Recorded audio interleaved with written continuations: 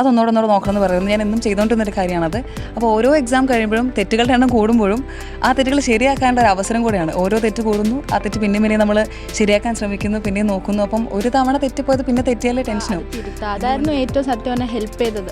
നമ്മൾ ഈ അവസാന നിമിഷം നമുക്ക് അത് നോക്കുമ്പോൾ നമുക്ക് മനസ്സിലാവും, ഓക്കെ ഇത് നമുക്ക് ഈ കോൺസെപ്റ്റ് മനസ്സിലാവാത്തതുകൊണ്ടാണ് ഈ മിസ്റ്റേക്ക് ഇങ്ങനെ വന്നത്. അപ്പോൾ അത് വളരെ ഹെൽപ്ഫുൾ ആയിരുന്നു. ഇവർ അവസാനം ഒരു 10 വർഷത്തെ ക്വസ്റ്റ്യൻ പേപ്പേഴ്സ് ഉള്ളൊരു ബുക്ക് നമുക്ക് തന്നായിരുന്നു. അത് ഫുള്ള് നമ്മൾ ചെയ്തിട്ടാണ് പോകുന്നത്. അപ്പം നമ്മൾ 10 വർഷമായിട്ട് നീറ്റിൽ കാണുന്ന ക്വസ്റ്റ്യൻസ് ഇത് തന്നെയായിരിക്കും ചിലപ്പോൾ നമ്മൾ അടുത്ത നീറ്റിന് എഴുതുമ്പോൾ ഇത് തന്നെയൊക്കെ ആയിരിക്കും റിപ്പീറ്റ് ചെയ്ത് വരുന്നത്. അപ്പം എക്സാമിൻ്റെ തലേന്ന് ശരിക്കും ഞാനത് മാത്രമേ ഫിസിക്സിന് വായിച്ചിട്ടുള്ളൂ, വേറെ ഒന്നും വായിച്ചിട്ടില്ല എക്സാമിൻ്റെ തലേന്ന്. അപ്പോൾ എല്ലാവരുടെയും ഒരു സംശയം, ഫിസിക്സിനും കെമിസ്ട്രിക്കും, പൊതുവേ ഫിസിക്സും കെമിസ്ട്രിയാണ് NCERT എത്രത്തോളം വായിക്കണം? കാരണം ഫിസിക്സും കെമിസ്ട്രി എന്നൊക്കെ പറയുമ്പോൾ നമ്മുടെ ഒരു ചിന്ത എന്ന് പറയുന്നത് പ്രോബ്ലം ചെയ്യുക, ക്വസ്റ്റ്യൻ ചെയ്തു പോവുക എന്നുള്ളതാണ്. അപ്പോൾ അവിടെ NCERTയുടെ ഇൻവോൾവ്മെൻറ്റ് എത്രത്തോളം ഉണ്ട്? ഇന്ന് 2026 ജാനുവരി 21, ഒരു 3-4 വർഷങ്ങൾക്ക് മുൻപ്, കൃത്യമായി പറഞ്ഞാൽ 2022 ജാനുവരിയിൽ ഈ ക്യാമ്പസിനുള്ളിൽ മോഡൽ എക്സാമിൻ്റെ ചൂടുകളൊക്കെ തുടങ്ങുന്ന സമയത്ത് ഏറ്റവും ആങ്ഷ്യസ് ആയിട്ട്, ഏറ്റവും സ്ട്രെനുവസ് ആയിട്ട്, നിങ്ങളിപ്പോൾ ആലോചിക്കുന്ന ഒരുപാട് ക്വസ്റ്റ്യനുകളുമായിട്ട് ഇവിടെ ചുറ്റി നടന്ന, അല്ലെങ്കിൽ പേടിച്ച് പരീക്ഷ എങ്ങനെ എഴുതുമെന്ന് ആലോചിച്ച 3 പേർ ഇന്ന് ദേ എന്നോടൊപ്പം ഉണ്ട്. ഇവർ ഇന്നിരിക്കുന്നത് വെറുതെ ഉള്ള കുട്ടികളായിട്ടല്ല. ഗവൺമെൻറ് മെഡിക്കൽ കോളേജ് ആലപ്പുഴയിൽ 3ാം വർഷ പരീക്ഷയൊക്കെ എഴുതി കഴിഞ്ഞ് 4ാം വർഷത്തിലേക്കുള്ള ചുവടുവയ്പ്പുമായിട്ടാണ് എൻ്റെ കൂടെ ഇരിക്കുന്നത്. ഒരു പക്ഷേ ഇവർക്ക് ഈ സമയത്ത് ഇവർ ഫേസ് ചെയ്ത കാര്യങ്ങൾ, അല്ലെങ്കിൽ ഇവർക്കുണ്ടായ അനുഭവങ്ങളെ ഇവരെങ്ങനെയാണ് ഓവർകം ചെയ്ത് മോഡൽ എക്സാമിനെ വളരെ വിജയകരമായ രീതിയിൽ കൈപ്പിടിയിൽ ഒതുക്കിക്കൊണ്ട് നല്ലൊരു മാർക്ക് വാങ്ങി ഗവൺമെൻറ് മെഡിക്കൽ കോളേജിൽ അഡ്മിഷൻ നേടിയതെന്ന് ഇവർ നിങ്ങളോട് പറഞ്ഞു തരും. മോനെ, എന്താടാ പേര്? എൻ്റെ പേര് സാൻമരിയ എന്നാണ്. ഇവിടെ ഏത് ബ്ലോക്കിലായിരുന്നു? ഡി ബ്ലോക്കിലായിരുന്നു. CC 35 ബാച്ചായിരുന്നു. ഓക്കെ. എവിടെയാണ് വീട് മോനെ? വീട് എറണാകുളം, കോതമംഗലം. എൻ്റെ പേര് നസ്രീൻ. ഞാൻ ട്രിവാൻഡ്രത്ത് നിന്നാണ്. ഞാൻ പഠിച്ചത് റെസിഡൻഷ്യൽ ബാച്ചായിരുന്നു, മാന്നാനത്ത്. ഓക്കെ. എൻ്റെ പേര് അഫ്സാന. ഞാൻ തേവരയിലാണ് പഠിച്ചത്. B17 ബാച്ച്, വീട് എറണാകുളം തന്നെയാണ്. അപ്പോൾ ശരിക്കും പറഞ്ഞാൽ ഇതിൽ തുടക്കത്തിൽ തന്നെ എനിക്കൊരു കാര്യം പറയാനുള്ളത്, ഒരാൾ ഓഫ്ലൈനാണ്, ഒരാൾ ഓൺലൈൻ ബാച്ചുകാരിയാണ്, ഒരാൾ റെസിഡൻഷ്യലാണ്. സോ ഞാൻ ഏത് ബാച്ചിൽ പഠിക്കണം, എങ്ങനെ പഠിക്കണം എന്നുള്ള ക്വസ്റ്റ്യന് ആദ്യമേ തന്നെയുള്ള ആൻസറാണ് ഈ 3 പേരും. നിങ്ങൾ ഏത് ബാച്ചിൽ പഠിച്ചാലും എങ്ങനെ പഠിക്കുന്നു എന്നുള്ളത് മാത്രമാണ് വിജയത്തിൻ്റെ ഒരു രഹസ്യം എന്ന് പറയുന്നത്, അല്ലേ? മോളെ, ഞാൻ തുടങ്ങിയെടുത്ത് തന്നെ നിൽക്കുന്നു. നമ്മൾ ഈ പറഞ്ഞ പോലെ ഒരു 2-3 വർഷം മുമ്പ് നിങ്ങൾ ഇവിടെ ഇപ്പം ഇരിക്കുന്ന ഒരു പൊസിഷനിലായിരിക്കില്ലല്ലോ നടന്നിട്ടുണ്ടാവുക. ആ ഒരു അവസ്ഥയെ എങ്ങനെയാണ് നേരിട്ടത്? അല്ലെങ്കിൽ ആ സമയത്ത് മോള് ഫേസ് ചെയ്തത് എന്തൊക്കെയായിരുന്നു? ഒരുപാട് സംശയങ്ങളുണ്ടായിരുന്നു ആ സമയത്ത്. ഇതെനിക്ക് ക്രാക്ക് ചെയ്യാൻ പറ്റുമോ, അല്ലെങ്കിൽ ഈ എക്സാം ഇങ്ങനെ എഴുതി കഴിഞ്ഞാൽ എനിക്ക് മുന്നോട്ട് കയറി പോകാൻ പറ്റുമോ? ചിലപ്പം തുടങ്ങിയ സമയത്തൊന്നും അത്ര നല്ല റാങ്കൊന്നും ആയിരുന്നില്ല, അത്യാവശ്യം താഴെയുള്ള റാങ്കായിരുന്നു. പക്ഷേ പിന്നീട് പല മോഡൽ എക്സാം എഴുതിയാണ് കുറച്ച് കയറി റാങ്കൊക്കെ കയറി വന്നത്. പക്ഷേ ഇവൻ ആ എക്സാമിൻ്റെ ആ സമയത്ത് പോലും നമുക്ക് എക്സാമിന് എന്തെങ്കിലും പറ്റുമോ, അങ്ങനെ ഒരുപാട് പ്രശ്നങ്ങളുണ്ടായിരുന്നു. പക്ഷേ അപ്പോഴൊക്കെ ഓരോ എക്സാം കഴിയുമ്പോഴും നമ്മുടെ ഡയറക്ടേഴ്സ് ഒന്ന് സംസാരിക്കുകയും റാങ്ക് വായിക്കുകയും ഒരു വാശി നമ്മുടെ ഉള്ളിലുണ്ടെങ്കിൽ പോലും വളരെ കോമ്പറ്റീറ്റീവായിട്ട് എന്ന സൗഹൃദപരമായിട്ടാണ് നമ്മൾ അതിനൊക്കെ കണ്ടുകൊണ്ടിരുന്നത്. ഇപ്പോൾ നമ്മുടെ സുഹൃത്തുക്കളാണെങ്കിൽ പോലും സംസാരിച്ച് പരസ്പരം ഹെൽപ്പ് ചെയ്ത് എത്ര റാങ്ക് ഉണ്ട്, കുറഞ്ഞു പോയോ കൂടിപ്പോയോ, ഒരു സ്ട്രെസ്സല്ല, പക്ഷേ പകരം അങ്ങോട്ടും ഇങ്ങോട്ടൊക്കെ ഹെൽപ്പ് ചെയ്ത്, അതുപോലെ നമുക്ക് എന്തെങ്കിലും ഒരു പ്രശ്നം വന്നാൽ നമുക്ക് ക്ലാസ് ടീച്ചറിൻ്റെ അടുത്ത് വളരെ എളുപ്പത്തിൽ പോയി സംസാരിക്കാം. അതും കഴിഞ്ഞും നമുക്ക് തീരാത്തൊരു പ്രശ്നം ഉണ്ടെങ്കിൽ നമുക്ക് കൂടുതൽ ഡയറക്ടേഴ്സിൻ്റെ അടുത്ത് നേരിട്ട് പോയി സംസാരിക്കും. എല്ലാവരും വളരെ ഫ്രണ്ട്ലിയാണ്. അപ്പോൾ നമുക്കൊരു സ്ട്രെസ്സോ ടെൻഷനോ ഒന്നും ഇവിടെ ആരും തരുന്നില്ല. ഇപ്പോൾ റാങ്ക് കുറഞ്ഞു പോയാലും എന്താ കുറഞ്ഞു പോയെന്നല്ല ചോദിക്കുന്നത്, നമുക്കിനി എങ്ങനെ ചെയ്യാൻ പറ്റും, എന്താ പ്രശ്നം, എന്ത് പറ്റിയെന്ന് ചോദിച്ച് ആശ്വസിപ്പിക്കാനൊക്കെ ഒരുപാട് പേരുണ്ടായിരുന്നു ഇവിടെ. പിന്നെ മോഡൽ എക്സാംസ് എഴുതുമ്പം ഓരോ തവണ എഴുതുമ്പോഴും കോൺഫിഡൻസ് ബൂസ്റ്റപ്പ് ആവാണ്. ഇങ്ങനൊരു തെറ്റ് പറ്റി, അപ്പോൾ എങ്ങനെ തെറ്റ് തിരുത്തണമെന്ന് ഡയറക്ടേഴ്സ് അന്ന് തന്നെ വന്ന് പറഞ്ഞു തരും. അപ്പോൾ അത് തീർത്തുന്നു, അല്ലെങ്കിൽ ഇങ്ങനെ എന്നും പറയുന്നു, തെറ്റിയ ക്വസ്റ്റ്യൻസ് എഴുതി വെച്ച് അതൊന്നോട് നോക്കണമെന്ന് പറയുന്നത് ഞാൻ എന്നും ചെയ്തുകൊണ്ടിരുന്നൊരു കാര്യമാണത്. അപ്പോൾ ഓരോ എക്സാം കഴിയുമ്പോഴും തെറ്റുകളുടെ എണ്ണം കൂടുമ്പോഴും ആ തെറ്റുകൾ ശരിയാക്കാനുള്ള ഒരു അവസരം കൂടെയാണ്. ഓരോ തെറ്റ് കൂടുന്നു, ആ തെറ്റ് പിന്നെ നമ്മൾ ശരിയാക്കാൻ ശ്രമിക്കുന്നു, പിന്നെ നോക്കുന്നു. അപ്പം ഒരു തവണ തെറ്റിപ്പോയത് പിന്നെ തെറ്റിയാലേ ടെൻഷനാവും. എന്തുകൊണ്ട് തെറ്റി, നമ്മൾ ഒന്നുകൂടെ നോക്കിയതാണല്ലോ. അപ്പം നമുക്ക് ഡയറക്ടേഴ്സൊക്കെ പറഞ്ഞു തരുന്നൊരു മെത്തേഡുണ്ട്, എങ്ങനെ പഠിക്കണം, എക്സാമിനെ എങ്ങനെ അഭിമുഖീകരിക്കണം, ഒന്ന് തെറ്റിപ്പോയാൽ അതിനെ എങ്ങനെ ശരിയാക്കണം. അപ്പോൾ അതൊക്കെ ഒരു കോൺഫിഡൻസ് ബൂസ്റ്റപ്പ് ആയിരുന്നു. അപ്പോൾ ലാസ്റ്റൊക്കെ ആയപ്പോഴത്തേക്കും പിന്നെ ടെൻഷൻ അങ്ങനെ അധികമില്ല. നമ്മൾ ഒരുപാട് എക്സാംസ് എഴുതി കഴിഞ്ഞു ഓൾറെഡി. അപ്പം നീറ്റിന് ഇപ്പോൾ നമ്മൾ പോയി ഇരിക്കുമ്പോഴാണെങ്കിലും നമ്മൾ കണ്ട് പരിചയമുള്ള ക്വസ്റ്റ്യൻസ് ആയിരിക്കും. പിന്നെ ആ എക്സാമിൻ്റെ ഒരു അന്തരീക്ഷം നമുക്ക് ഓൾറെഡി പരിചയമാണ്. വളരെ സൈലൻ്റായിട്ട് കുറച്ച് നേരം മുന്നേ പോയി ഇരുന്ന് പ്രിപ്പയർ ചെയ്ത് അപ്പം അവിടെ പോയിരിക്കുമ്പോൾ ഭയങ്കര ടെൻഷൻ കയറി അങ്ങനെ നമുക്ക് മൈൻഡ് ഔട്ട് ആവുന്നൊരു പ്രശ്നമൊന്നും വരുന്നേ ഇല്ല. അപ്പം ഇവിടുത്തെ ഒരു കോച്ചിങ് തന്നെയാണ് ആ എക്സാം വളരെ ഈസി ആയിട്ട് അഭിമുഖീകരിക്കാൻ എന്നെ പ്രേരിപ്പിച്ചൊരു ഘടകം. അപ്പം നമ്മളെ എല്ലാ മോഡൽ എക്സാംസും കൃത്യമായിട്ട് അതേ സീരിയസ്നെസ്സോടുകൂടി എഴുതിയത് കൊണ്ടാണ് നീറ്റ് പരീക്ഷ മറ്റൊരു മോഡൽ എക്സാമായി തോന്നുന്നത്. അതെ, തീർച്ചയായിട്ടും. നമ്മളെ നസ്രീൻ, ഇപ്പോൾ സാൻ മരിയ പറഞ്ഞത് നമ്മുടെ മോഡൽ എക്സാമിനെല്ലാം നീറ്റ് പരീക്ഷയുടെ അതേ ഗൗരവത്തോടെ കണ്ട് പരീക്ഷ എഴുതുകയും അതിൽ നിന്നുള്ള കറക്ഷൻസ് അത് ചെയ്യുകയും ചെയ്തതാണ് ഏറ്റവും യൂസ്ഫുൾ ആയിട്ട് പരീക്ഷയ്ക്ക് പോയതെന്നാണ്. മോളെ സംബന്ധിച്ച് നോക്കുവാണെങ്കിൽ എങ്ങനെയായിരുന്നു ആ അവസാന ഒരു പരീക്ഷകൾ വരുമ്പോൾ, പ്രത്യേകിച്ച് നമ്മൾ യൂണിറ്റ് ഒക്കെ കഴിഞ്ഞ് കമ്പൈൻഡും കഴിഞ്ഞ് റിഹേഴ്സലൊക്കെ വരുമ്പോഴായിരിക്കുമല്ലോ നമ്മൾ ആ പീക്കിലേക്ക് എത്തുന്നത്, അതെങ്ങനെയായിരിക്കും ഓവർകം ചെയ്തത്? എനിക്കാണെങ്കിൽ ആദ്യത്തെ ഒരു 1.5 വർഷം ഞാനാണെങ്കിൽ കോവിഡ് കാരണം വീട്ടിലായിരുന്നു. അപ്പോൾ ഈ ലാസ്റ്റ് 6 months ആണ് സ്കൂളിൽ ഞാൻ ആക്ച്വലി ഓഫ്ലൈനായിട്ട് വരുന്നത്. അപ്പോൾ അതിൻ്റെ എല്ലാത്തിൻ്റെയും കൂടെ സ്ട്രെസ് ഉണ്ടായിരുന്നു. നമ്മൾ ഇത്രയും നാൾ വീട്ടിൽ ഇരുന്ന് പഠിച്ചിട്ട് പിന്നെ എങ്ങനെയായിരിക്കും ഇങ്ങനെ തിരിച്ച് സ്കൂളിൽ വരുന്നത്, അതൊക്കെ അതിൻ്റെ എല്ലാത്തിൻ്റെയും കൂടെ ടെൻഷൻ ഉണ്ടായിരുന്നു. പക്ഷേ തിരിച്ചെത്തി നമ്മൾ അവിടെ എൻ്റെ കോർഡിനേറ്റർ ബിജു സാറായിരുന്നു, പിന്നെ മാം ബിന്ദു മിസ് ആയിരുന്നു. അപ്പോൾ ഇവരെല്ലാവരും കൂടി നല്ല സപ്പോർട്ടീവ് ആയിരുന്നു. നമ്മളെല്ലാ എക്സാം എഴുതി കഴിഞ്ഞിട്ട് അവരെപ്പോഴും വന്ന് ചോദിക്കുക എക്സാം എങ്ങനെ ഉണ്ടായിരുന്നു, എന്തെങ്കിലും പാടായിട്ട് തോന്നിയോ, ഏത് ചാപ്റ്ററാണ് തോന്നിയോ. അപ്പോൾ അതെല്ലാം ചോദിച്ച് നമുക്ക് നമ്മുടെ പ്രശ്നങ്ങൾ നമ്മൾക്ക് മനസ്സിലാക്കി തന്ന് അതെല്ലാം ഒന്ന് സോൾവ് ചെയ്ത് തരാൻ വേണ്ടി ആൾക്കാർ എപ്പോഴും ഉണ്ടായിരുന്നു നമ്മുടെ കൂടെ. പിന്നെ ഏറ്റവും ഹെൽപ്ഫുൾ ആയിട്ട് തോന്നിയെന്ന് പറഞ്ഞാൽ എപ്പോഴും അവർ പറഞ്ഞു ഒരു മിസ്റ്റേക്ക് ബുക്ക് നമ്മളിങ്ങനെ കരുതി വെക്കണം. എല്ലാ എക്സാം കഴിഞ്ഞിട്ട് നമുക്ക് എന്തൊക്കെയാണോ മിസ്റ്റേക്ക് വന്ന് നമ്മളത് എഴുതിയിടുക. എല്ലാ ആഴ്ചയും നമ്മൾ ആ മിസ്റ്റേക്ക് ബുക്ക് നോക്കുക, അത് തിരുത്തുക. അതായിരുന്നു ഏറ്റവും സത്യം പറഞ്ഞാൽ ഹെൽപ്പ് ചെയ്തത്. നമ്മൾ ഈ അവസാന നിമിഷം നമുക്കത് നോക്കുമ്പോൾ നമുക്ക് മനസ്സിലാവും ഓക്കെ ഇത് നമുക്ക് ഈ കോൺസെപ്റ്റ് മനസ്സിലാവാത്തതുകൊണ്ടാണ് ഈ മിസ്റ്റേക്ക് ഇങ്ങനെ വന്നത്. അപ്പോൾ അത് വളരെ ഹെൽപ്ഫുൾ ആയിരുന്നു. പിന്നെ അതല്ലാണ്ട് പിന്നെ നമ്മുടെ കൂടെ ഉള്ള എല്ലാവരും അത്രയും സപ്പോർട്ടീവ് തന്നെയായിരുന്നു. നമ്മുടെ ഫ്രണ്ട്സ് ആയാലും അവിടുത്തെ ടീച്ചേഴ്സ് എല്ലാവരും അത്രയും സപ്പോർട്ടീവ് ആയിരുന്നു. അപ്പോൾ ഈ ഓൺലൈനിൽ നിന്ന് ഓഫ്ലൈൻ വന്നപ്പോഴും ആ ഒരു പ്രശ്നം നമുക്ക് അത്രയും ഫീൽ ചെയ്തില്ല. അവസാനം അങ്ങനെ ലാസ്റ്റ് സമയമൊക്കെ ആകുമ്പോൾ നമ്മളിപ്പോൾ യൂണിറ്റ് മോഡലായപ്പോൾ തന്നെ നിങ്ങൾ ഒരു ഇതൊക്കെ പഠിച്ചിട്ടുണ്ടാകും. പക്ഷേ എങ്കിൽ പോലും ഒരു കോമ്പിനേഷനൊക്കെ കഴിഞ്ഞ ഒറിജിനൽ നീറ്റ്, അതായത് റിഹേഴ്സൽ എല്ലാ സബ്ജക്റ്റും കൂടെ ഒരുമിച്ച് എഴുതുന്ന ആ ഒരു പരീക്ഷ, അതായത് എല്ലാ ചാപ്റ്റേഴ്സും ഇൻക്ലൂഡ് ചെയ്ത് എഴുതുമ്പോഴായിരിക്കുമല്ലോ നമ്മൾ കുറച്ചുകൂടെ സീരിയസ് ആവുന്നത്. ആ സമയത്ത് എത്രത്തോളം ഓരോ ഫിസിക്സ് ആയാലും കെമിസ്ട്രി ആയാലും ബയോളജി ആയാലും എത്രത്തോളം പഠിച്ചിട്ടുണ്ട്, അല്ലെങ്കിൽ എത്രത്തോളം ക്വസ്റ്റ്യൻസ് ചെയ്തിട്ടുണ്ട്, അതൊന്ന് ഓർത്തെടുക്കാൻ പറ്റുമോ? അതായത് മോഡലിൻ്റെ സമയം എന്ന് പറയാൻ ഒരു ഓൺലൈൻ ക്ലാസ്സിൽ പഠിച്ച ഒരാളാണ്. അപ്പോൾ അത് കഴിഞ്ഞ് ഒരുപാട് സംശയങ്ങളും നമുക്ക് എല്ലാ ദിവസവും ഇപ്പോൾ നമ്പേഴ്സൊക്കെ തരും, നമുക്ക് ഇവരുടെ ഫോൺ നമ്പറും കാര്യങ്ങളൊക്കെ ഉണ്ടാവും പ്രൊഫസേഴ്സിൻ്റെ ആയാലും. അപ്പോൾ നമുക്ക് ഡെയിലി വിളിച്ച് ചോദിക്കാം. ഇവരെപ്പോൾ വിളിച്ചാലും ഫോൺ എടുക്കും, അപ്പോൾ തന്നെ നമുക്ക് റിപ്ലൈയും കാര്യങ്ങളൊക്കെ തരും.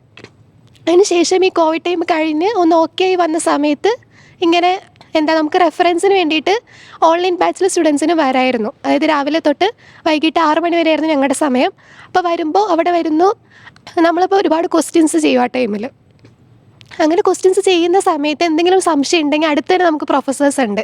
അപ്പോൾ ആ സ്പോട്ടിൽ തന്നെ നമുക്ക് ആ പ്രൊഫസേഴ്സിനെ കാണാം, ചെന്ന് ഡൗട്ട് ചോദിക്കാം, അവരപ്പം തന്നെ ക്ലിയർ ചെയ്ത് തരും.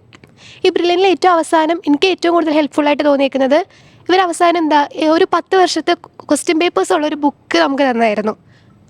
അത് ഫുള്ള് നമ്മൾ ചെയ്തിട്ടാണ് പോകുന്നത്. അപ്പോൾ നമ്മൾ 10 വർഷമായിട്ട് നീറ്റിൽ കാണുന്ന ക്വസ്റ്റ്യൻസ് ഇത് തന്നെയായിരിക്കും ചിലപ്പോൾ നമ്മൾ അടുത്ത നീറ്റിന് എഴുതുമ്പോൾ ഇത് തന്നെയൊക്കെ ആയിരിക്കും റിപ്പീറ്റ് ചെയ്ത് വരുന്നത്. അപ്പോൾ ആ ക്വസ്റ്റ്യൻസ് ചെയ്യുന്നു, അതിനെന്തെങ്കിലും ഡൗട്ട് ഉണ്ടെങ്കിൽ അപ്പം തന്നെ റെഫറൻസിന് വേണ്ടി വരുന്നു. ഞാനല്ലാതെ ക്ലാസ് ഓൺലൈനായിട്ട് അറ്റൻഡ് ചെയ്തിരിക്കുന്നത്. പക്ഷേ ക്വസ്റ്റ്യൻസിന് വേണ്ടിയിട്ടും ഈ ഓഫ്ലൈൻ എക്സാംസുകളും ഒരുപാട് കണ്ടക്ട് ചെയ്തിട്ടുണ്ട്. അപ്പോൾ ഇത് ഭയങ്കര ഹെൽപ്ഫുള്ളായിരുന്നു നമുക്ക്. സാൻ മോളെ, ഇപ്പോൾ മോഡൽ എക്സാംസ് വരുമ്പോൾ നമുക്ക് ഈ 81 ചാപ്റ്ററിലൂടെയും വീണ്ടും ഒരു ഇൻഡെപ്ത് ആയിട്ട് വായിച്ചു പോകുക എന്നുള്ളത് പ്രാക്ടിക്കലി പോസിബിൾ അല്ല. മിക്കവാറും നീറ്റ് പരീക്ഷയുടെ മോഡലിലൊക്കെ വരുമ്പോഴത്തേക്കും നമുക്ക് ഗ്യാപ്പ് കിട്ടുന്നതും കുറവാണ്. അപ്പോൾ ഓരോ ദിവസം ഓരോ പരീക്ഷയ്ക്ക് മുമ്പ് ഇത്രയും കോണ്ടന്റുകളെല്ലാം ഡീപ്പിൽ പോകാൻ പറ്റില്ല. അപ്പോൾ ആ ഒരു സമയത്ത് എങ്ങനെയായിരുന്നു ആ ഒരു റിവിഷൻ സ്ട്രാറ്റജി എങ്ങനെയായിരുന്നു? എൻ്റെ റിവിഷൻ സ്ട്രാറ്റജി എന്ന് പറഞ്ഞാൽ ഇത് തന്നെ ഫോളോ ചെയ്യണമെന്ന് ഒരിക്കലും പറയില്ല. പലർക്കും പല രീതികളായിരിക്കും. ഞാൻ തുടക്കം തൊട്ടേ ഇവിടെ ഓഫ്ലൈൻ ചേർന്ന സമയത്ത് തൊട്ടേ ഈ ബയോളജിയുടെ ഒക്കെ ഷോർട്ട് നോട്ട്സ് പ്രിപ്പയർ ചെയ്യുമായിരുന്നു. അപ്പം ബയോളജിയുടെ ഷോർട്ട് നോട്ട്സ് പ്രിപ്പയർ ചെയ്യുന്നത് ഭയങ്കര ടഫാണ്. എന്ന് വെച്ചാൽ ഓരോ ലൈനിൽ നിന്നുമാണ് ക്വസ്റ്റ്യൻസ് ചോദിക്കുക. അപ്പം ഞാൻ ഇടയ്ക്ക് ഒന്ന് ഇൻ്റർപ്രറ്റ് ചെയ്തോട്ടെ. എനിക്ക് തോന്നുന്നു ഈ ബയോളജിയുടെ ഷോർട്ട് നോട്ട്സ് എന്ന് പറയുന്ന പല കുട്ടികളും ഇപ്പോഴും ചോദിക്കുന്നുണ്ട്, ഞങ്ങൾ എഴുതി വരുമ്പോൾ ടെക്സ്റ്റിനേക്കാളും വലിയൊരു ബുക്കായി പോകും. അതെങ്ങനെയാണ്? അതും കൂടെ ഒന്ന് പറഞ്ഞു കൊടുത്താൽ ഇവർക്ക് ഉപകാരമായിരിക്കും. ബയോളജിയുടെ ഷോർട്ട് നോട്ട്സ് ഞാൻ പ്രിപ്പയർ ചെയ്തത് ശരിക്കും അത് എഴുതുമ്പോഴാണ് ഓരോ ലൈനിനെ ശ്രദ്ധിക്കുക. അപ്പം ആ എഴുത്തിൽ ഈ ലൈനിൽ ഇങ്ങനൊരു ക്വസ്റ്റ്യൻ ഉണ്ടായിരുന്നു, അല്ലെങ്കിൽ ഞാൻ അന്ന് തെറ്റിച്ചത് ഈ ലൈനായിരുന്നു അങ്ങനെ എനിക്ക് ചിന്തിക്കാൻ പറ്റും. അപ്പം എഴുതി വരുമ്പം വളരെ ചുരുക്കം സെൻറ്റൻസാണ് ശരിക്കും അതിനകത്ത് ഒഴിവാക്കാനുള്ളൂ. ബാക്കി എല്ലാം തന്നെ വിശദമായിട്ട് തന്നെ എഴുതേണ്ടി വരും. പക്ഷേ ഞാൻ സ്ട്രക്ചർ ഒന്ന് മാറ്റി ചിലപ്പം ഈ ഈസ് ഓഫ് അതൊക്കെ ഒന്ന് ഒഴിവാക്കിയിട്ട് എന്താണോ ക്വസ്റ്റ്യൻ ചോദിക്കുക, എന്താണോ ആ ഷോർട്ട് ആൻസർ ആയിട്ട് വരിക, അതായിരിക്കും ഞാൻ ഷോർട്ട് നോട്ടിൽ ഉൾപ്പെടുത്തുക. അപ്പം ഞാൻ ചെയ്തത് ഈ നമ്മുടെ A4 സൈസിന് 4 മടക്കി, അപ്പം ഭയങ്കര ചെറിയ പ്രിസൈസ് ആയിട്ടാണ് എഴുതുക. പക്ഷേ എഴുത്തിലെല്ലാം ഉണ്ടാവും, എല്ലാ സെൻറ്റൻസും ഉണ്ടാവും. അപ്പോൾ എനിക്കത് കാണുമ്പോൾ തന്നെ ഇത് ചെറുതാണ് എന്നൊരു തോട്ട് വരും. അപ്പം അങ്ങനെ വളരെ ചെറിയ നോട്ട്സ് പ്രിപ്പയർ ചെയ്തിട്ട് അത് വീണ്ടും വീണ്ടും വീണ്ടും വായിക്കുക ചെയ്തുകൊണ്ടിരുന്നത്. നീറ്റ് എക്സാമിൻ്റെ തലേന്ന് പോലും ഞാൻ ഞാൻ 1-2 തവണ വായിച്ച അതേ നോട്ട്സ് തന്നെയാണ് ഞാൻ പിന്നെയും വായിച്ചത്. അപ്പോൾ എനിക്ക് അത്രയും കൂടെ മെമ്മറി പവർ കൂടുതലായിരിക്കും. ഇന്ന പേജിൽ ഞാൻ ഇങ്ങനെ വരച്ചിട്ടതാണ് അല്ലെങ്കിൽ 2 തവണ തെറ്റിച്ചതാണ് എന്നൊക്കെയുള്ളൊരു ഓർമ്മയിൽ. അപ്പം അങ്ങനെയാണ് ഞാൻ ബയോളജി ചെയ്തത്. മോനെ, ഇപ്പോൾ ഒരു കാര്യം കൂടി, ഈ ഷോർട്ട് നോട്ട്സിൻ്റെ ഇടയ്ക്ക് NCERT എത്ര പ്രാവശ്യം വായിച്ചിട്ടുണ്ടാവും? ഞാൻ NCERT ശരിക്കും ആദ്യം ഒരുപാട് തവണ വായിച്ചിട്ടാണ് പിന്നീടാണ് ഷോർട്ട് നോട്ട് ഉണ്ടാക്കുക. ഇനി അതല്ല, എനിക്ക് സമയമുള്ള ടൈമാണ്, എക്സാമിന് തൊട്ട് മുന്നൊന്നും അല്ലെങ്കിൽ ഷോർട്ട് നോട്ട് ഉണ്ടാക്കി വെച്ചിട്ട് അത് വായിക്കും. എന്നിട്ട് എന്തെങ്കിലും മിസ്റ്റേക്ക് ഉണ്ടോ, ഞാൻ ചിലപ്പോൾ എഴുതുന്നതിൽ ചിലപ്പോൾ മിസ്റ്റേക്ക് വരാം NCERT തന്നെ വായിക്കാതിരിക്കുമ്പോഴേ. അപ്പം അങ്ങനെ കമ്പയറും കൂടെ ചെയ്യും. പിന്നീട് ഞാൻ എക്സാംസിന് എന്തെങ്കിലും തെറ്റ് വരുമ്പോൾ ഞാൻ ഇത് രണ്ടും നോക്കും. എൻ്റെ ഇല്ലാത്തത് കൊണ്ടാണോ ഞാൻ വായിക്കാതെ പോയത്, അങ്ങനെയൊക്കെ നോക്കും. അപ്പം ഇത് ഞാൻ എല്ലാവരും ഇത് ഫോളോ ചെയ്തെന്ന് ഞാൻ പറയാൻ കാരണം ചിലപ്പോൾ സമയം ഇത്ര ഉണ്ടാവില്ല. ഞാൻ തുടക്കത്തിലെ തൊട്ടിങ്ങനെ ചെയ്തുകൊണ്ടാണ് എനിക്ക് അത്ര സമയം കിട്ടിയത്. പിന്നെ ലാസ്റ്റിലേക്ക് വന്നപ്പോൾ ചില ചാപ്റ്റേഴ്സൊന്നും എനിക്ക് അങ്ങനെ ചെയ്യാൻ സമയം കിട്ടിയിട്ടില്ല. കാരണം ഇതിന് ഒരുപാട് ടൈം ഇൻവെസ്റ്റ്മെൻ്റ് ഉണ്ട്. അപ്പം ഓർഗാനിസം ആൻഡ് പോപ്പുലേഷൻ എന്ന് പറഞ്ഞ ചാപ്റ്ററൊക്കെ ഞാൻ ടെക്സ്റ്റ് തന്നെയാണ് വായിച്ചത്. എല്ലാ ലൈനും അടയാളപ്പെടുത്തി ടെക്സ്റ്റ് തന്നെയാണ് വായിച്ചത്. അപ്പം ബയോളജി ഞാൻ അങ്ങനെയായിരുന്നു. സത്യത്തിൽ എന്നെ നീറ്റിന് രക്ഷിച്ചത് ബയോളജി ആയിരുന്നു. എല്ലാവർക്കും ബയോളജി ഭയങ്കര ടഫായിരുന്നു. പക്ഷേ എനിക്ക് 340 ആയിരുന്നു ബയോളജിക്ക്. പക്ഷേ അതേസമയം എനിക്ക് ഫിസിക്സിൻ്റെ സ്കോർ കുറവായിരുന്നു. പക്ഷേ ബയോളജിയാണ് എന്നെ രക്ഷിച്ചത്. അതെ, ഫിസിക്സ് ഞാൻ റിവൈസ് ചെയ്തത് ഇവിടെ നമ്മൾ ഫോർമുല ബുക്ക് ഉണ്ടാക്കുന്നത് പറയും. അപ്പം എല്ലാ ചാപ്റ്ററിൻ്റെയും ഫോർമുല ബുക്ക് ഉണ്ടാക്കിയിട്ടുണ്ട്. ഞാനത് തുടക്കത്തിൽ ചെയ്തിട്ടുണ്ടായില്ല, കാരണം നമ്മുടെ ബുക്ക്ലെറ്റിലും എല്ലായിടത്തും ഉണ്ട്. പക്ഷേ ലാസ്റ്റൊക്കെ ആയപ്പോഴത്തേക്കും നമ്മുടെ മോഡലിൻ്റെ സമയത്ത് ഓരോ യൂണിറ്റ് ചെയ്യുമ്പോഴും ഞാൻ ആ ഓരോ യൂണിറ്റിൻ്റെയും ഫോർമുലകൾ എഴുതി വയ്ക്കും. ആ ഫോർമുലയിൽ എന്തിനെയൊക്കെ സൂചിപ്പിക്കും എന്നുള്ളത്, ഇപ്പം എക്സ് എന്താണ് വൈ എന്താണെന്നുള്ളതൊക്കെ കൃത്യമായിട്ട് അതിനകത്ത് അടയാളപ്പെടുത്തി വയ്ക്കും. പിന്നെ ക്വസ്റ്റ്യൻസ് ചെയ്തിട്ട് തെറ്റുന്നൊരു പോർഷൻ വന്നാൽ നമ്മുടെ ആ ഇക്വേഷനിനകത്ത് എന്ത് കോൺസെപ്റ്റാണ് ഞാൻ മിസ്സാക്കിയതെന്നുള്ളതും കൂടെ ജസ്റ്റ് ഒന്ന് സൂചിപ്പിച്ചിരിക്കും. അല്ലെങ്കിൽ ഇങ്ങനെ ടൈപ്പ് ഓഫ് ക്വസ്റ്റ്യനിൽ ഈ ടൈപ്പ് ഓഫ് ഫോർമുലയാണ് ഉപയോഗിക്കേണ്ടത് എന്നുള്ളത് ചിലപ്പം നമുക്ക് ആ ഫോർമുല തന്നെ വായിക്കുമ്പോൾ മനസ്സിലാവില്ല. അപ്പം ആ ക്വസ്റ്റ്യൻ്റെ ഒരു ആശയം കൂടെ ഞാൻ ചിലപ്പം ആ നോട്ടിൽ കുറിച്ച് വയ്ക്കും. അതൊരു നോട്ട്ബുക്ക് ആയിരുന്നു. അപ്പം എക്സാമിൻ്റെ തലേന്ന് ശരിക്കും ഞാനത് മാത്രമേ ഫിസിക്സിന് വായിച്ചിട്ടുള്ളൂ, വേറെ ഒന്നും വായിച്ചിട്ടില്ല എക്സാമിൻ്റെ തലേന്ന്. അപ്പോൾ എക്സാമിൻ്റെ തലേന്ന് അത് മാത്രമേ വായിച്ചിട്ടുള്ളൂ എന്ന് പറഞ്ഞു. അപ്പോൾ എല്ലാവരുടെയും ഒരു സംശയം, ഫിസിക്സിനും കെമിസ്ട്രിക്കും, പൊതുവേ ഫിസിക്സും കെമിസ്ട്രിയാണ്, NCERT എത്രത്തോളം വായിക്കണം? കാരണം ഫിസിക്സും കെമിസ്ട്രി എന്നൊക്കെ പറയുമ്പോൾ നമ്മുടെ ഒരു ചിന്ത എന്ന് പറയുന്നത് പ്രോബ്ലം ചെയ്യുക, ക്വസ്റ്റ്യൻ ചെയ്തു പോകുക എന്നുള്ളതാണ്. അപ്പോൾ അവിടെ NCERTയുടെ ഇൻവോൾവ്മെൻറ്റ് എത്രത്തോളം ഉണ്ട്?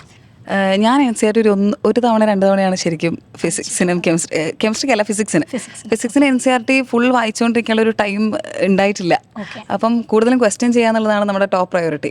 അപ്പോൾ ക്വസ്റ്റ്യൻ ചെയ്ത് വരുമ്പം എന്തെങ്കിലും തിയറി ബേസ്ഡ് ക്വസ്റ്റ്യൻസ് ഉണ്ടെങ്കിൽ ആ ക്വസ്റ്റ്യൻസ് എവിടെയാണ് മിസ്സായതെന്ന് നോക്കിയിട്ട് ടെക്സ്റ്റ് പോയിട്ട് അത് കണ്ടുപിടിച്ച് വായിക്കുന്നൊരു ശീലമായിരുന്നുണ്ടായിരുന്നു. അപ്പം അങ്ങനെ കണ്ടുപിടിച്ച് വായിക്കുമ്പോൾ മിക്കപ്പോഴും ക്വസ്റ്റ്യൻസ് ചോദിക്കുന്നൊരു പോർഷൻ നമ്മുടെ കണ്ണിൽ തടയും, നമ്മളത് പിന്നെ വായിക്കും. അപ്പം എൻ്റെ NCERTയിൽ അങ്ങനെ അടയാളപ്പെടുത്തിയ കുറച്ച് പോർഷൻസ് ഉണ്ട്. അത് മാത്രം ഞാൻ നമ്മുടെ ഇവിടുത്തെ മോഡൽ നടക്കുമ്പോഴൊക്കെ വായിച്ച് വിടും. അപ്പം അത് പിന്നെ നോക്കേണ്ട ഒരു ഇത് ഉണ്ടായിട്ടില്ല. എക്സാമിൻ്റെ തലേന്ന് ഞാൻ ഫോർമുലകൾ തന്നെ പിന്നെ റിവൈസ് ചെയ്യേണ്ടത്. കാരണം ഒരു ഫോർമുലയിൽ ഒരു പോർഷൻ മറന്നു പോയാലും പിന്നെ ഫോർമുല നമുക്ക് ചിലപ്പോൾ ഉപയോഗിക്കാൻ പറ്റില്ല. പിന്നെ കെമിസ്ട്രിയുടെ കേസിൽ ചെയ്തത് ഈ പറഞ്ഞ പോലെ നമുക്ക് ഇക്വേഷൻസ് യൂസ് ചെയ്യേണ്ട ചില ചാപ്റ്റേഴ്സ് ഉണ്ടല്ലോ, അതൊക്കെ ഇതേപോലെ തന്നെ ചാപ്റ്റർ വൈസ് ഇക്വേഷൻസ് എഴുതി വെച്ച് ആശയങ്ങളൊക്കെ ഉണ്ടെങ്കിൽ എന്താണ് ആ കോൺസെപ്റ്റ് എന്നുള്ളതൊക്കെ എഴുതി വെച്ച്, പിന്നെ ഇനോർഗാനിക് ഒന്നും പറയേണ്ട, വായിച്ച് തന്നെ അത് എങ്ങനെയാണ് നമ്മൾ ഇനോർഗാനിക് പൊതുവെ എല്ലാവരും പറയുന്ന ഒരു കാര്യം ഇത്രയും മനസ്സിലിരിക്കത്തില്ല എന്നുള്ളത്. അതെങ്ങനെയാണ്? അതിന് എന്തെങ്കിലും ഒരു ഷോർട്ട് കട്ട്സോ അങ്ങനെ എന്തെങ്കിലും ഉപയോഗിച്ചിരുന്നോ, അതോ ചുമ്മാ ഇരുന്ന് ഇങ്ങനെ പഠിച്ച് വായിച്ച് എഴുതി? ഇല്ല, ഇനോർഗാനിക്കിന് ക്വസ്റ്റ്യൻസ് ചെയ്യാന്നുള്ളത് ആണ് ഏറ്റവും ഇമ്പോർട്ടൻറ്റ്. നമ്മൾ എത്ര വായിച്ചാലും ക്വസ്റ്റ്യൻസ് ചെയ്യുമ്പോൾ നമുക്ക് ഭയങ്കരമായിട്ട് കൺഫ്യൂഷൻ വരും. അപ്പോൾ പിന്നെയും ആ സെയിം ക്വസ്റ്റ്യൻസ് കണ്ട് ഒരു തവണ തെറ്റിച്ച് പിന്നെ ഒന്ന് ശരിയാക്കി എന്നാൽ മാത്രമേ ഓർക്കുള്ളൂ എന്നാണ് എൻ്റെ ഒരു ധാരണ. ഇനോർഗാനിക് വെച്ചാൽ ചാപ്റ്റർ എടുത്ത് വായിക്കുമ്പോൾ തന്നെ ഞാൻ ബ്രില്യൻറ്റിലോ അല്ലെങ്കിൽ നമ്മൾ ചെയ്യുന്നൊരു ക്വസ്റ്റ്യൻ ബാങ്ക് എടുത്തിട്ട് അത് വായിക്കും. അപ്പോൾ ആ പോർഷനിൽ എന്തൊക്കെ ക്വസ്റ്റ്യൻസ് ആണ് വരിക, മിക്കപ്പോഴും നമ്മുടെ ഡീവിയേഷൻസ് ആണല്ലോ ചോദിക്കുക, എക്സെപ്ഷൻസ് ആണ് ചോദിക്കുക. അപ്പം അത് ഓർത്തിരിക്കാനായിട്ട് ഞാൻ പിന്നെ കുറേ ക്വസ്റ്റ്യൻസ് ചെയ്യാണ് ചെയ്തത് ഇനോർഗാനിക്കിൽ. ഓർഗാനിക് ശരിക്കും എനിക്ക് ഭയങ്കര പാടായിരുന്നു. എനിക്ക് നല്ല ടഫായിരുന്നു ഓർഗാനിക്. എൻ്റെ ഒരു ഫ്രണ്ട് ഷാനി ഉണ്ട്, എനിക്ക് ഓർഗാനിക് അത്യാവശ്യം നന്നായിട്ട് പറഞ്ഞു തരുമായിരുന്നു. അപ്പം ഒരു ഹെൽപ്പിംഗ് ആയിട്ടാണ് ഞാൻ ഓർഗാനിക് പഠിച്ചെടുത്തത്. പിന്നെ ഇവിടുത്തെ സാറിൻ്റെ ക്ലാസ് ഭയങ്കര നല്ലതായിരുന്നു. അപ്പം ഓർഗാനിക് ഒരു കോമൺ ടൈപ്പ് ഓഫ് ക്വസ്റ്റ്യൻസ് ഒക്കെ എനിക്ക് ചെയ്യാൻ പറ്റുമായിരുന്നു. പക്ഷേ കുറച്ചുകൂടെ ടഫ് ലെവലിലേക്ക് വരുമ്പോൾ എനിക്ക് ഭയങ്കര ടാസ്ക് ആയിരുന്നു. അത് ഞാൻ എത്ര ശ്രമിച്ചിട്ട് എനിക്ക് നടക്കാത്തൊരു കാര്യമാണ് ഓർഗാനിക്. അപ്പോൾ ഇങ്ങനെയാണ് ഫിസിക്സ് ആൻഡ് കെമിസ്ട്രി. എത്ര ഡിഫിക്കൽട്ട് ആയിട്ടുള്ളൊരു ടാസ്ക് ആയാൽ പോലും അത് നമ്മുടെ കയ്യിൽ ഒതുങ്ങുന്നുണ്ട്, അത് തെളിയിച്ചവരാണ് നിങ്ങൾ 3 പേരും അല്ലേ? അപ്പം നമുക്ക് കുറേ ലിമിറ്റേഷൻസ് ഉണ്ട്, നമുക്ക് കുറേ സബ്ജക്റ്റിനോട് ഇഷ്ടക്കേടുണ്ട്, അല്ലെങ്കിൽ ഒരു ചാപ്റ്ററിന് നമുക്ക് ഓർത്തിരിക്കാൻ പ്രയാസമുണ്ട്. അങ്ങനെ നമ്മുടെ കയ്യിൽ ഒരുപാട് ലിമിറ്റേഷൻസ് എല്ലാവർക്കും ഉണ്ടാവും. ഇപ്പം ഇയാളുടെ ലിമിറ്റേഷൻ ആയിരിക്കില്ല ഇയാളുടെ ലിമിറ്റേഷൻ അല്ലേ, പക്ഷെ എന്നാൽ പോലും ആ ലിമിറ്റേഷനെ പലതരത്തിലും നമ്മൾ ഓവർകം ചെയ്തിട്ടുണ്ട്. അപ്പോൾ ഇവരോടും ഇപ്പം എന്തായിരിക്കും അങ്ങനെ ആ ഒരു ഇവർ വിചാരിച്ചു വെച്ചിട്ടുണ്ടെങ്കിൽ ഇപ്പോൾ ഒരു ചെറിയ ലിമിറ്റേഷൻ വരുമ്പോൾ ഒരു പക്ഷേ നിങ്ങളും ആ സമയത്ത് അങ്ങനെ ആയിരിക്കും വിചാരിച്ചത്, ഇതായിരുന്നു എന്തോ എനിക്ക് വലിയൊരു പ്രോബ്ലമാണ്, ഞാൻ എങ്ങനെ നീറ്റ് കടക്കും അല്ലെങ്കിൽ എനിക്ക് എങ്ങനെ അഡ്മിഷൻ കിട്ടും. ഇത് ഓരോരുത്തരും ഇൻഡിവിജ്വലി വിചാരിക്കുന്നത് അവർക്ക് മാത്രം ഉണ്ടാകുന്ന ഒരു പ്രോബ്ലം എന്നാണ്. അപ്പോൾ നിങ്ങളുടെ ആ സമയത്ത് മൈൻഡ് സെറ്റും കാര്യങ്ങളും ഒന്ന് പറഞ്ഞു കൊടുത്താൽ അവർക്ക് ആ സമയത്ത് ഇതുപോലെ എനിക്ക് മാത്രമുള്ള പ്രശ്നമാണ് അല്ലെങ്കിൽ എൻ്റെ മാത്രം വീക്ക്നെസ് ആണെന്ന് ഞാൻ വിചാരിച്ചിരുന്ന ഒരുപാട് കാര്യങ്ങളുണ്ടായിരുന്നു. അപ്പോൾ ഇതുപോലെ ഫ്രണ്ട്സിൻ്റെ അടുത്തൊക്കെ ഷെയർ ചെയ്യുമ്പോൾ അവർ പറയും എനിക്കുണ്ട് ഇതേ കുഴപ്പം, എനിക്കുണ്ട് ഇതേ ടെൻഷൻ എന്നൊക്കെ പറയും. അപ്പോൾ നമുക്ക് മനസ്സിലാവും അങ്ങനെയല്ല എന്ന്. പക്ഷേ എല്ലായിടത്തും ഇത്ര സൗഹൃദപരമായിട്ടാണോ പോകുന്നതെന്ന് വെച്ചാൽ എനിക്കറിയില്ല. പലയിടത്തും ചിലപ്പം ചില കുട്ടികൾ ഭയങ്കര കോമ്പറ്റീറ്റീവായിട്ട് ഭയങ്കര സ്ട്രെസ്സായിട്ടൊക്കെ ഇരിക്കുന്നവരെ സംബന്ധിച്ച് ഇത്ര ഫ്രീ ആയിട്ടൊന്നും സംസാരിക്കുന്നവരായിരിക്കില്ല. പക്ഷേ എൻ്റെ ഹോസ്റ്റലിൽ ഞങ്ങൾ കൊല്ലത്താഴെയായിരുന്നു. അവിടെ ഞങ്ങൾ ഇപ്പോൾ ഞാൻ, ഷാനി, അങ്ങനെ കുറച്ച് പേരുണ്ടായിരുന്നു, ഹന്നത്ത്, ഐഷ, അങ്ങനെ കുറച്ച് പേരുണ്ടായിരുന്നു, ഗൗരി. അപ്പോൾ ഞങ്ങളൊക്കെ വളരെ ഫ്രീ ആയിട്ട് സംസാരിക്കുകയും അങ്ങനെ സ്ട്രെസ്സോ ടെൻഷനോ ഒന്നും പരസ്പരം കൊടുക്കാത്ത ആൾക്കാരായിരുന്നു. ഇപ്പോൾ നമ്മളെ സംബന്ധിച്ച് വേറൊരു കുട്ടി നമ്മളെക്കാൾ ഭയങ്കര റാങ്ക് കൂടുതൽ നമുക്ക് ടെൻഷനാവും. പക്ഷേ ഞങ്ങളെ സംബന്ധിച്ച് അതൊന്നും ഇല്ലായിരുന്നു.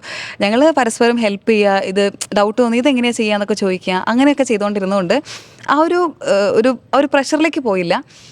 പകരം ഞങ്ങൾ പരസ്പരം നന്നാക്കാൻ ശ്രമിച്ചുകൊണ്ടേയിരുന്നു. പിന്നെ ഈ ലാസ്റ്റ് എനിക്ക് മാത്രമുള്ള ടെൻഷനാണ്, എനിക്ക് മാത്രമുള്ള പ്രശ്നമാണെന്ന് തോന്നുന്നത് വെറുതെയാണ്. നമുക്കൊക്കെ ഒരുപാട് എല്ലാവർക്കും ഒരേപോലത്തെ ചിന്താഗതികളുണ്ടാവും. ഇപ്പം ഞാൻ വീക്കാണ് എന്ന് ചിന്തിക്കുന്നവരുണ്ടാവും, അല്ലെങ്കിൽ ഇതെന്നെക്കൊണ്ട് ടാക്കിൾ ചെയ്യാൻ പറ്റില്ല എന്ന് വിചാരിക്കുന്നവരുണ്ടാവും. പക്ഷേ അതൊക്കെ ഒരു തോന്നൽ മാത്രമാണ്, നമ്മളെക്കൊണ്ട് ടാക്കിൾ ചെയ്യാൻ പറ്റും.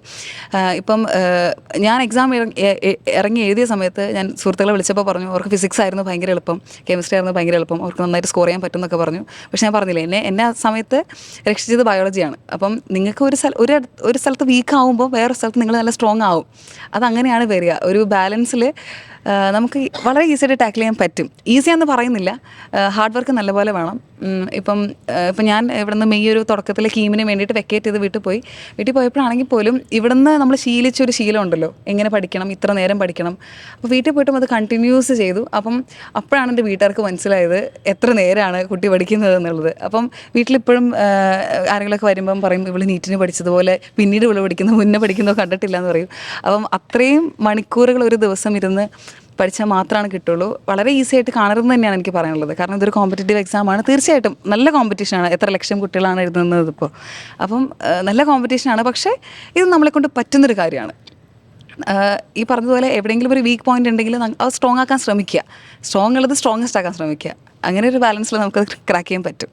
മോനെ 25-ാം തീയതി 2026 ആദ്യത്തെ മോഡൽ എക്സാം വരാൻ പോവുകയാണ്. അപ്പോൾ ഒരു പക്ഷേ നിങ്ങൾ ഈ അഡ്രസ്സ് ചെയ്ത കാര്യങ്ങളെല്ലാം മനസ്സിൽ വെച്ചുകൊണ്ടിരിക്കുന്ന ഒരു കൂട്ടം കുട്ടികളാണ് നമ്മളെ കാണുന്നത്. അവരോട് അത് കാരണമുണ്ട്, നിങ്ങൾ അത് ചെയ്ത് വിജയിച്ച് കാണിച്ചവരാണ്. നിങ്ങൾക്ക് അവരോട് എന്തായിരിക്കും പറയാനുള്ളത്?